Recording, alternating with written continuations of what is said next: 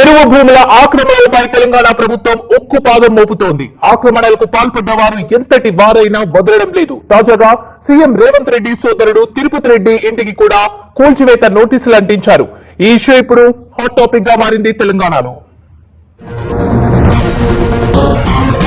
దుర్గం చెరువు చుట్టూ నిర్మాణాలపై అధికారులు ఫోకస్ పెట్టారు. దానికి సంబంధించిన బ్రేకింగ్ న్యూస్ చూస్తున్నాం. చెరువును ఆనుకుని ఖరీదైన భవనాల నిర్మాణం జరిగింది.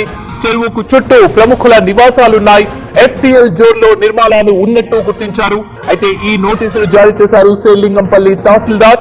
నెల రోజుల్లోపు స్వచ్ఛందంగా కూల్చివేయాలని నోటీస్ జారీ చేశారు. ఎఫ్టీఎల్ జోన్ లోనే సీఎం సోదరుడు తిరుపతి రెడ్డి నివాసం కూడా ఉంది. దీంతో తిరుపతి రెడ్డి నివాసానికి సైతం నోటీసులు ఇచ్చారు అధికారులు.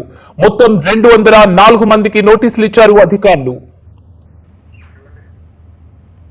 హైదరాబాద్ నగరంలోని దుర్గం చెరువు చుట్టూ అక్రమ కట్టడాలు ఎన్నో వెలిశాయి.